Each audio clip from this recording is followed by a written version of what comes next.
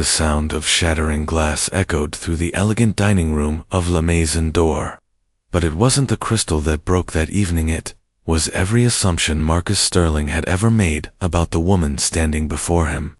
Her calm eyes, meeting his contemptuous gaze as she began to speak in flawless Japanese, then French, then German, her voice unwavering as the entire restaurant fell into stunned silence. And in that moment, the billionaire CEO, who had just called her too uneducated to understand basic service, felt the ground shift beneath his $1,000 shoes.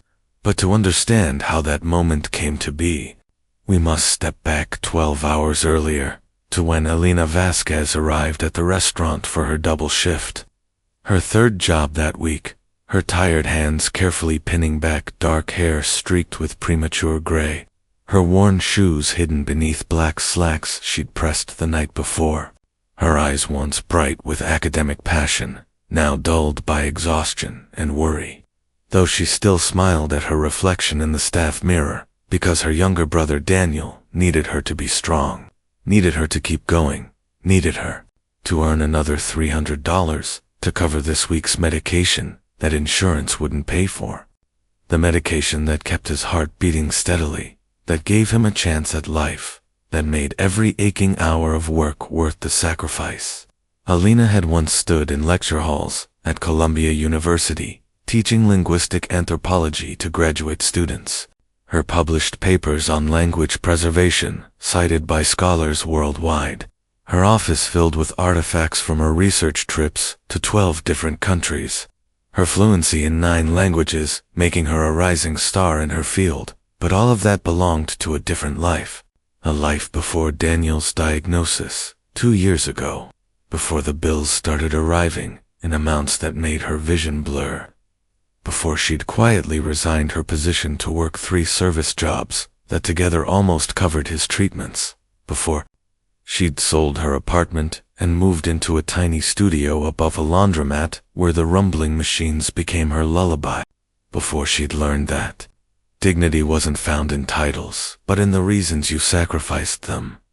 The evening shift at La Maison d'Or began like any other, with Elena efficiently moving between tables, her professionalism impeccable despite the exhaustion pulling at her bones, her smile genuine even when customers were demanding, her patience infinite because she understood something that Marcus Sterling had never learned, that every interaction was an opportunity for grace, not dominance. Marcus arrived at 7:30, with an entourage that filled the restaurant's most prestigious private dining room. His custom suit probably costing more than Elena made in 6 months, his handshake firm and performative as he greeted business associates from Tokyo, Paris, Berlin, Shanghai, and Dubai, men and women he was trying to impress for a massive international merger. His laughter too loud, his presence too large. His need for validation transparent to everyone except himself. And Elena was assigned to their table because she was the most experienced server on staff. The one who never made mistakes, the one customers never complained about. Though none of them knew that she understood every word when the Japanese executive whispered to his colleague in his native tongue, commenting on the beautiful architecture, or when the French CEO quietly mentioned to her assistant that she missed her daughter's birthday for this meeting. Elena served the first course flawlessly, navigating the complex dietary requirements and preferences with quiet efficiency. Her presence nearly invisible in the way good service should be. But invisibility is a double-edged sword. It allows you to move unnoticed, but it also means people forget you're human. Forget you have ears and thoughts and a history that might dwarf their own. The incident occurred during the third course when Elena, momentarily dizzy from having skipped lunch to save $7, stumbled slightly while placing a plate before Marcus, the plate landing safely, but the motion inelegant, a minor imperfection that would have gone unnoticed by anyone with basic empathy. But Marcus Sterling had built his empire on noticing flaws and exploiting them, and perhaps he'd had too much wine, or perhaps he was performing for his international guests, or perhaps cruelty was simply his default setting. But he turned to her with a smile that didn't reach his eyes, and said loudly enough for nearby tables to hear, "Is this job too complicated for you? Do you need me to explain how walking works?" The table fell quiet, embarrassment rippling through the guests, but Marcus continued, emboldened by his own voice. "This is exactly what's wrong with the service industry, hiring people who are too uneducated to understand basic tasks. People who couldn't figure out real careers, so they end up here, barely competent at the simplest work." The words hung in the air like poison, and Alina felt something shift inside her, not anger exactly, but a profound sadness for this man who measured worth in such desperately shallow ways, and she could have stayed silent, could have apologized reflexively, as servers are trained to do, could have made herself smaller to fit his narrative. But she thought of Daniel in his hospital bed, reading the linguistics books she brought him, thought of her former students, who'd sent her letters, saying her teaching changed their lives, thought of the Quechua elders in Peru who'd shared their dying language with her, trusting her to preserve it, thought of every assumption people make about the souls standing before them when they can't see past a uniform, and she made a choice. "I sincerely apologize for the stumble, Mr. Sterling," she said in perfect English, her voice steady and clear. And then she turned to the Japanese executive and continued in flawless Japanese, "I hope you're enjoying the meal. And please know the chef specifically prepared your dish without the fish stock you're allergic to, as noted in your reservation."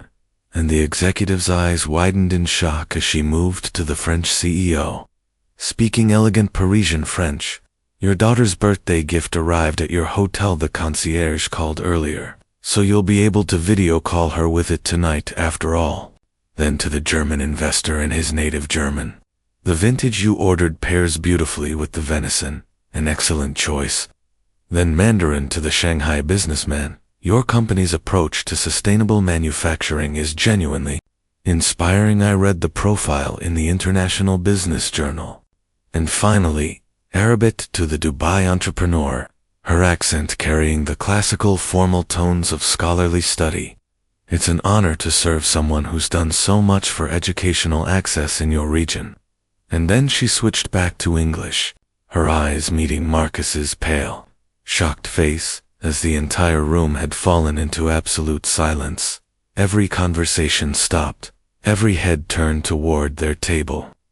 "I speak 9 languages, Mr. Sterling," Elena continued, her voice gentle but firm, carrying a quiet authority that filled the space. "I have a PhD in linguistic anthropology from Columbia University, published research in 4 academic journals, and spent 7 years teaching graduate students before I chose to work here.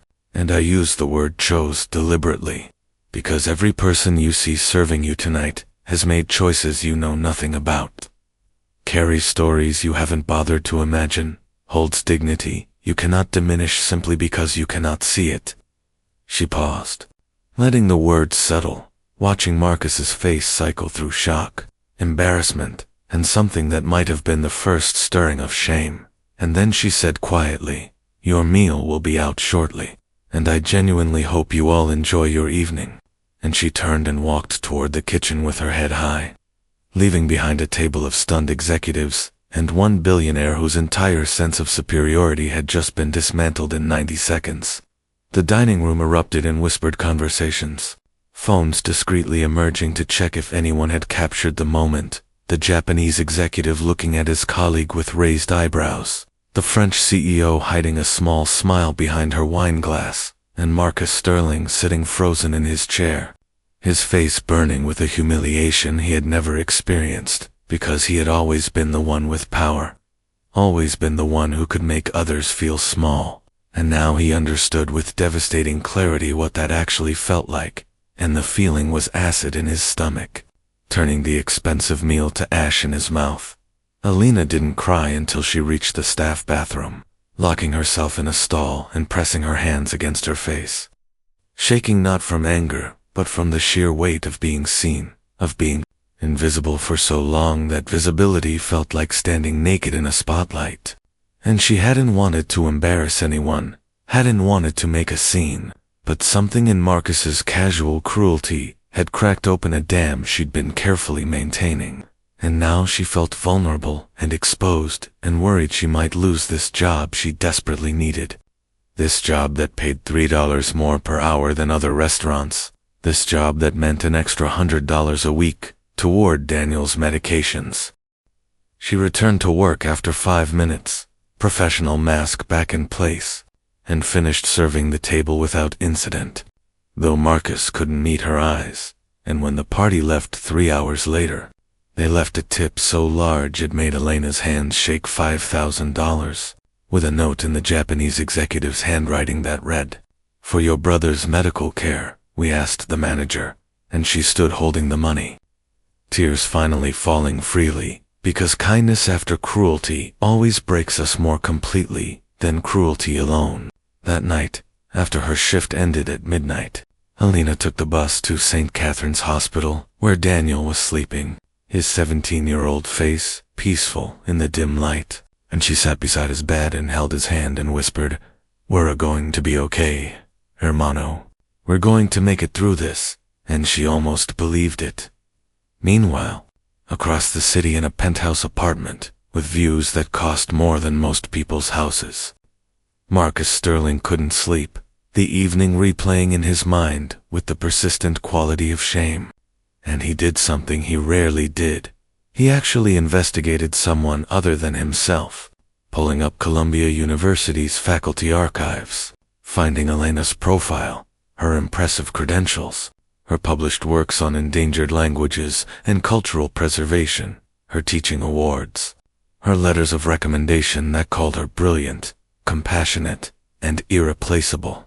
And then he found a local news article from 2 years ago, a human interest piece titled, "Professor Leaves Academia to Save Brother," and reading it, Marcus learned about Daniel's condition, about Elena's choice, about the staggering medical costs that had consumed her savings in 4 months, about her quiet exit from a career she loved without complaint or publicity, and something cracked in Marcus's carefully constructed armor, some long-dormant capacity for empathy that his years of ruthless business had nearly calcified.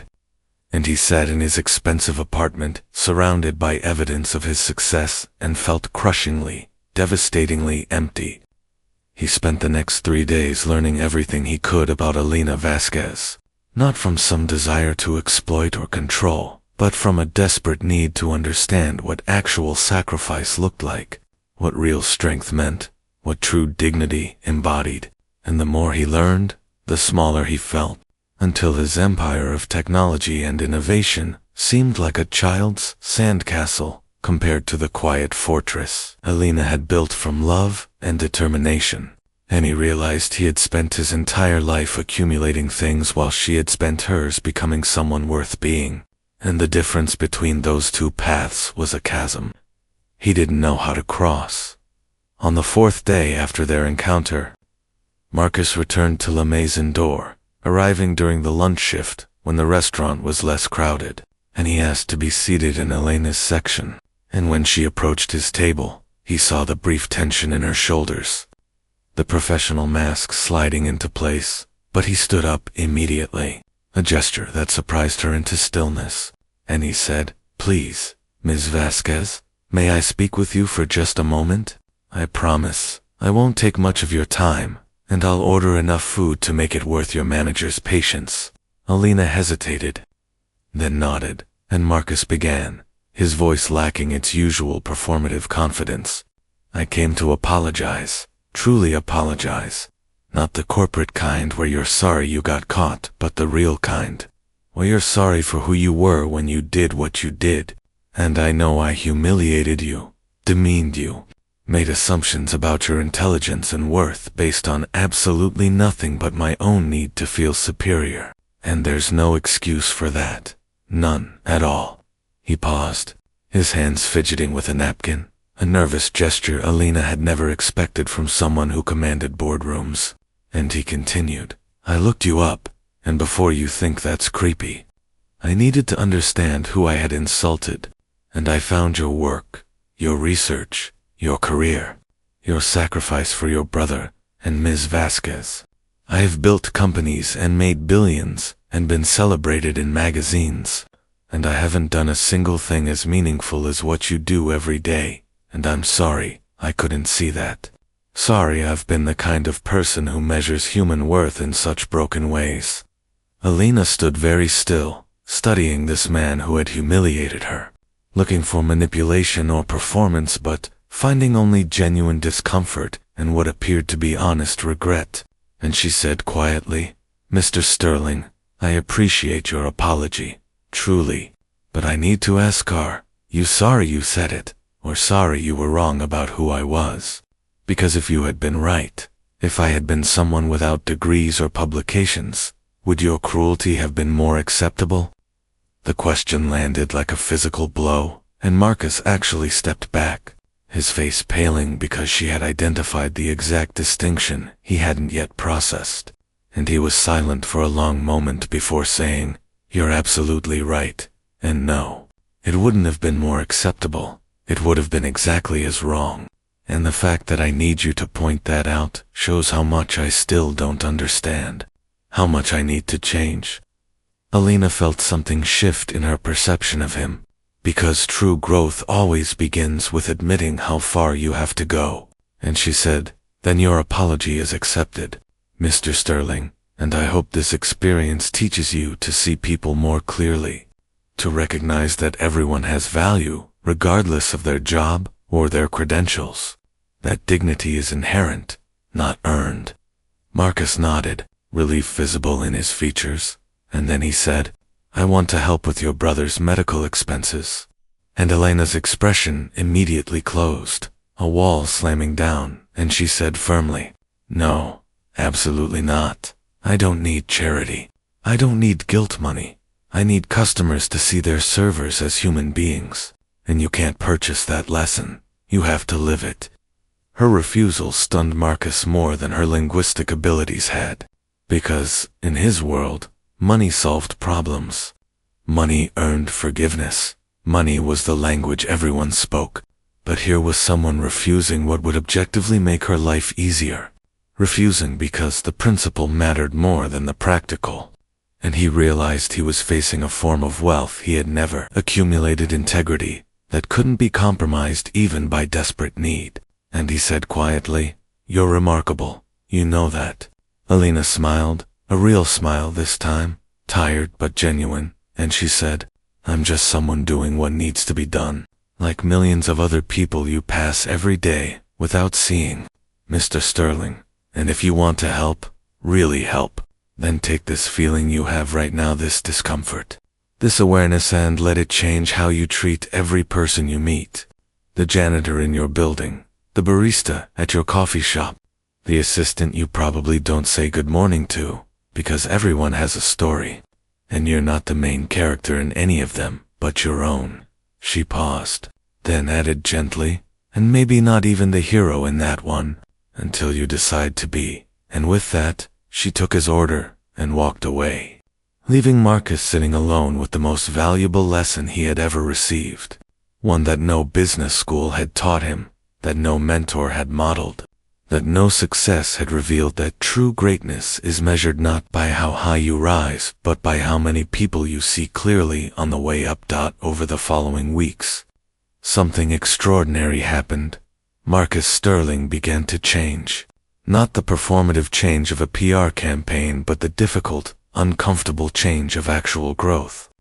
And he started showing up at the restaurant weekly, always polite, always respectful, often bringing his business associates, and treating the staff with such consideration that it became noticeable. And he began implementing changes in his own company, learning the names of every employee, from executives to custodial staff, instituting profit-sharing programs, creating scholarships for workers, pursuing education, funding medical assistance programs for staff families, and slowly, painfully, rebuilding his understanding of leadership from domination to service.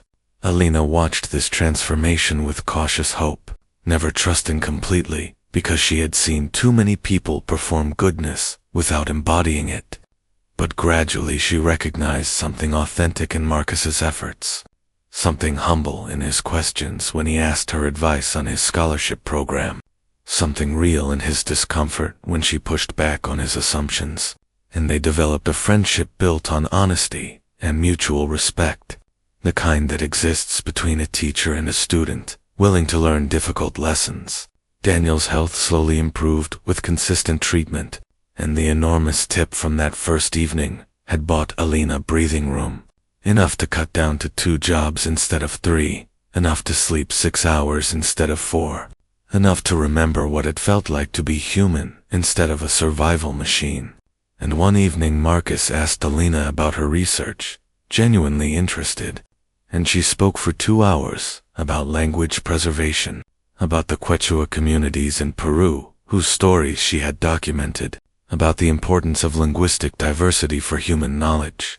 And Marcus listened with the intensity he usually reserved for quarterly earnings reports, and an idea began forming in his mind. 3 months after their initial encounter, Marcus established the Vasquez Foundation for Linguistic Preservation, endowing it with $50 million and hiring Alina as its director, a position that would allow her to conduct research, support endangered language projects globally, and work flexible hours around Daniel's care needs. And when he presented the offer, Alina cried, not because of the money, but because someone had finally seen her true calling and created a path for her to return to it. And she said yes, and she began rebuilding the academic career she had sacrificed, though now with deeper wisdom about what truly mattered, about the difference between credentials and character, about the reality that her time serving tables had taught her more about humanity than her years in lecture halls ever had. Daniel, now healthier and stable, returned to school and began studying languages himself, inspired by his sister's passion and sacrifice, and he volunteered at the foundation, helping catalog recordings of endangered dialects, his own brush with mortality making him treasure the preservation of cultural memory. And Alina watched her younger brother grow into a thoughtful, compassionate young man and knew that every sacrifice had been worth it. That love always costs us something, but gives back more than we lose. Marcus continued his transformation, never complete, but always progressing. Still wealthy and successful, but no longer measuring his worth by either, and he often told the story of the waitress who taught him to see, changing the narrative from his humiliation to his education, using his platform to challenge other business leaders to examine their own assumptions, to recognize the humanity in every person they encountered, to understand that education comes in many forms, and wisdom often wears unexpected uniforms. And slowly, his reputation shifted from brilliant but ruthless to brilliant and humble. And he discovered that the second version felt infinitely better than the first. Years later, Alina stood in a lecture hall at Columbia University, once again teaching graduate students, but now with Daniel in the audience, healthy and strong, and with Marcus sitting in the back row, attending as a guest to talk about the business applications of cultural intelligence. And she began her lecture with a story about assumptions, about a night in a restaurant when someone saw her as nothing more than her job, and how that moment of cruelty became a catalyst for transformation. And she said to her students, "You will spend your lives studying language, but remember that the most important communication happens in how we treat each other, in whether we choose to see or to overlook, to assume or to ask, to diminish or to honor. And your expertise means nothing if you cannot pair it with empathy. Your credentials are worthless if you use them to separate yourself from rather than connect yourself to the human family." The students listened intently, many of them working service jobs to pay tuition, many of them feeling invisible in their daily lives, and they heard Alina's words as permission to hold their dignity, regardless of how others perceived them, as a reminder that their worth was inherent and unchanging, and that every experience, even the painful ones, contained lessons if they were willing to learn. After class, Marcus approached Alina and said, "Thank you for that night, for not letting me stay who I was, for caring enough to tell me the truth, even when I didn't deserve your effort." And Alina smiled and replied, "Thank you for listening, for changing, for proving that people can grow if they choose to. That humility is always available to those brave enough to embrace it, and they walked out of the lecture hall together. The former billionaire tyrant and the former invisible waitress, both transformed by a moment of honest confrontation, both understanding that the best version of ourselves emerges not from comfort, but from the difficult choice to see clearly and change accordingly. And that wisdom often comes from unexpected sources, if we're humble enough to recognize teachers in every encounter, grace in every challenge, and the persistent truth that every person we meet knows something we don't, carries burdens we cannot imagine, and deserves the dignity we hope others will grant us when we are the ones stumbling, the ones struggling, the ones trying our best with resources others cannot see, and that the measure of our character is found not in our moments of strength but in how we treat others in theirs, not in what we've accumulated but in what we've given, not in the titles we've earned but in the kindness we've offered, and that at the end of every day, every career, every life, the only thing that truly matters is whether we saw each other clearly and chose to love anyway, to honor anyway, to recognize the shared humanity that makes strangers into teachers and painful moments into portals of transformation, and to remember always that the person serving your meal, cleaning your office, or crossing your path in any capacity might be the very teacher your soul has been waiting for, if only you have the wisdom to see them, the humility to listen, and the courage to let their truth change you into someone better than you were before.